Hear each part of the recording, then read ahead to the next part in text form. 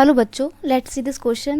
And here this question say, describe the idea of Karl Marx and Friedrich Engels about the capitalist.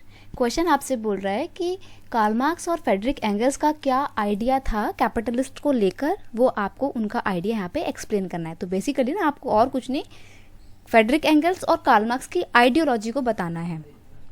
यहाँ पे question का की concept क्या है? की कॉन्सेप्ट है, इसमें सी नहीं लिखा हुआ, the idea of Karl Marx and the Friedrich angles.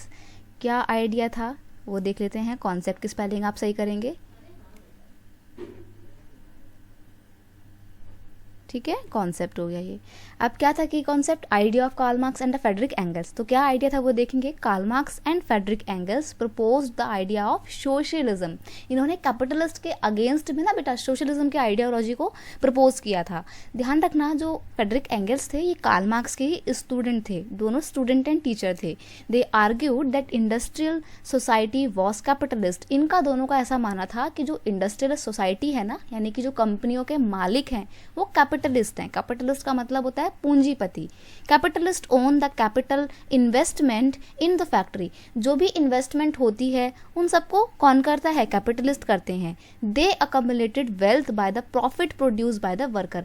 लेकिन देखो, काम किससे करवाते हैं फैक्ट्री में? वर्कर से. तो जो भी प्रॉफिट होता है तो बेसिकली वो प्रॉफिट तो किसने कमाया है? वर्कर्स ने कमाया है. लेकिन जो भी उसका प्रॉफिट होता है, जो पैसा आता है ना, वो सारा का सारा शेयर पूरा कैपिटलिस्ट अपने पास में रख लेते हैं. और जो वर्कर होते हैं जिन्होंने वो चीज़ों को प्रोड्यूस किया था, उन्हें उसका कोई फायदा नहीं मिलता है. तो एक तरीके से देखा जाए तो कैपिटलिस्ट वर्कर क्लास का एक्सप्लॉयटेशन कर रहे हैं. ये आइडियोलॉजी था या ये इनका एक आइडिया था कार्ल मार्क्स और फ्रेडरिक एंगल्स का. Marx believe that to free themselves from the capitalist exploitation the worker had to raise their voice. इनका मानना था कार्ल मार्क्स का कि अगर वर्कर्स को अपने इस एक्सप्लॉयटेशन को दूर करना है और कैपिटलिस्ट के चंगुल से बाहर निकलना है तो उन्हें अपनी आवाज उठानी पड़ेगी against the capitalist. He motivate the worker to form the socialist society. उन्होंने बोला कि आप अपने लेवल पे अपनी सोशलिस्ट सोसाइटी बनाइए where all the property was socially controlled. यानी कि इन्होंने बोला कि हर कंपनी में या हर एरिया के लोग, हर वर्कर अपना एक ग्रुप बनाएं, अपनी एक सोसाइटी बनाएं, जिसमें जो भी प्रॉफिट होगा, जो भी काम वो करेंगे वो इक्वली डिस्ट्रीब्यूट किया जाएगा और जो पूरी सोसाइटी है वो इक्वली कंट्रोल की जाएगी.